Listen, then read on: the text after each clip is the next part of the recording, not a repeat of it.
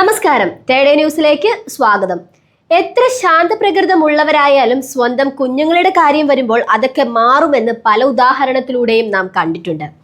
തന്റെ കുഞ്ഞുങ്ങളെ പിടിച്ചെടുക്കാനെത്തിയ കൂറ്റൻ ഒരു മൂർഖൻ പാമ്പിനോട് തെല്ലും പതറാതെ പോരാടുന്ന ഒരു അണ്ണാന്റെ ദൃശ്യം ഇതിന് ഏറ്റവും മികച്ച ഉദാഹരണമാണ്. ബോട്സ്വാനയിലെ പാർക്കിൽ വെച്ച് സഫാരി ഗൈഡായ ഡേവ് പ്യൂസി പകർത്തിയ ഈ പോരാട്ടത്തിന്റെ ചിത്രങ്ങളാണ് ഇപ്പോൾ മാധ്യമങ്ങളിൽ പ്രചരിച്ചുകൊണ്ടിരിക്കുന്നത്. മഴ പെയ്തു നനഞ്ഞുകിടക്കുന്ന മണ്ണിലാകെ പാമ്പുകൾ ഇഴഞ്ഞതിന്റെ പാടുകൾ ദൃശ്യമായതിനാൽ അതീവ ശ്രദ്ധയോടെയായിരുന്നു ഇവരുടെ യാത്ര.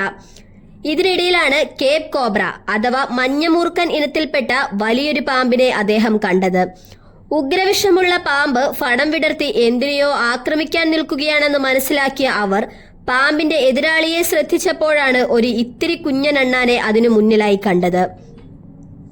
പാമ്പിന് മുന്നിൽ ഏതാനും ഇഞ്ചുകൾ മാത്രം അകലെ ഗൗരവത്തോടെ നിൽക്കുന്ന ഒരു പെണ്ണണ്ണാനായിരുന്നു അത്. പാമ്പിനെ ഒറ്റയടിക്ക് ആക്രമിച്ച് കീഴ്പ്പെടുത്താനുള്ള ദേഷ്യം അണ്ണാന്റെ ഭാവത്തിൽ പ്രകടമായിരുന്നു. ഇത്രയും വലിയ പാമ്പിന് മുൻപിൽ അണ്ണാന്റെ ആയുസ് തീരുമെന്നു കരുതി നിന്ന ഡേവിന്റെയും സംഘത്തിന്റെയും ധാരണകളെയെല്ലാം തിരുത്തിക്കുറിച്ചുകൊണ്ടായിരുന്നു അണ്ണാന്റെ നീക്കങ്ങൾ. ഓരോ തവണ മൂർഖൻ കൊത്താനായുമ്പോഴും അതിവിദഗ്ധമായി അണ്ണാൻ ഒഴിഞ്ഞുമാറി എന്നു മാത്രമല്ല സർവശക്തിയും സംഭരിച്ച് പാമ്പിനെ കൂടുതൽ അടുത്തേക്ക് വന്ന് അതിനെ ആക്രമിച്ച് പരിക്കേൽപ്പിക്കാൻ ശ്രമിക്കുകയും ചെയ്തു.